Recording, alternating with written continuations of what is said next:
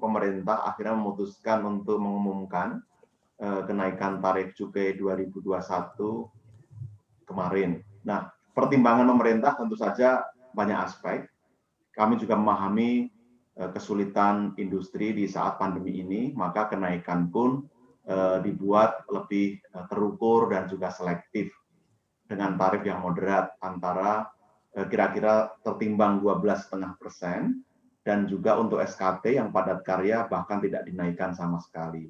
Harapannya ini akan mendukung industri terutama yang mempunyai banyak buruh. Lalu yang kedua, kebijakan kenaikan cukai tidak berdiri sendiri, tapi merupakan bagian dari upaya menyelaraskan aspek pengendalian konsumsi atau kesehatan penerimaan negara, termasuk bagaimana pemerintah memikirkan roadmap jangka menengah panjang untuk petani dan buruh.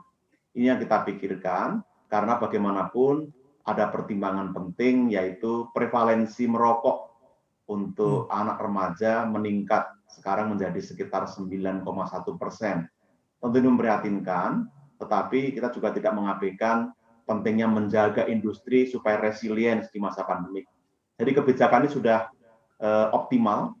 Ini hasil dari diskusi panjang dengan banyak pihak, dengan stakeholders, sehingga diharapkan mendapatkan dukungan dari semua pihak, karena ada tambahan kebijakan lagi untuk skema dana bagi hasil cukai yang biasanya diserahkan sepenuhnya ke Pemda. Kali ini akan di-earmark atau dipatok, dan sebagian besar ini untuk kesejahteraan buruh dan petani, Mas Erwin. Baik, tadi Anda sudah sebutkan juga mengenai kalkulasi besaran kenaikan yang sudah diputuskan. Kalau kita berbicara angka, Pak, ini pemerintah akan membidik penerimaan CHT 2021 nanti angkanya di 172,75 triliun rupiah. Sambil kita konfirmasi bersama Pak Justinus Prastowo angkanya ya, 172,75 triliun rupiah. Ini lebih tinggi kalau dalam persentase 4,7% secara tahunan kalau kita bandingkan dengan target akhir tahun 2020 di 164,94 triliun rupiah.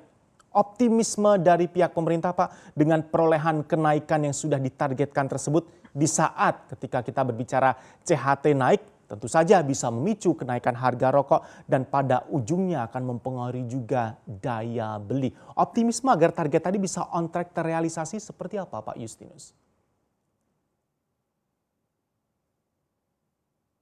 Bahwa sebenarnya pengenaan cukai pertama-tama adalah untuk pengendalian konsumsi, bukan untuk penerimaan negara. Nah, kalau pendapatan negara memang menjadi target dalam kebijakan, tentu saja ini juga dalam rangka untuk di-earmark sehingga mendukung belanja yang terkait dengan eksternalitas dampak negatif dari rokok ini. Jadi penerimaan cukai itu bukan target utama untuk mengisi kas negara, tetapi untuk memastikan pemerintah bisa mengendalikan konsumsi dengan lebih baik. Dan yang kedua, dapat dilakukan alokasi, termasuk untuk BPJS Kesehatan, lalu juga untuk pencegahan, kampanye, dan lain-lain, tetap dalam konteks pengendalian konsumsi.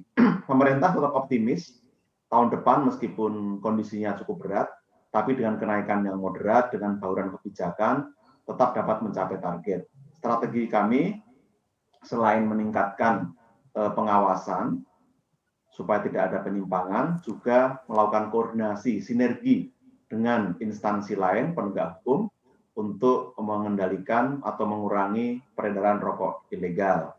Berikutnya, kami juga berharap dengan skema yang lebih moderat ini tetap dapat menjaga produksi baik di golongan sigaret kretek mesin maupun sigaret putih mesin dengan lebih baik. Apalagi kalau dilihat dari tren, memang prevalensi yang meningkat itu juga diiringi dengan menurunnya penjualan rokok domestik yang masih terukur, serta affordability index yang relatif meningkat di tahun depan, sehingga konsumsi dipastikan akan berkurang.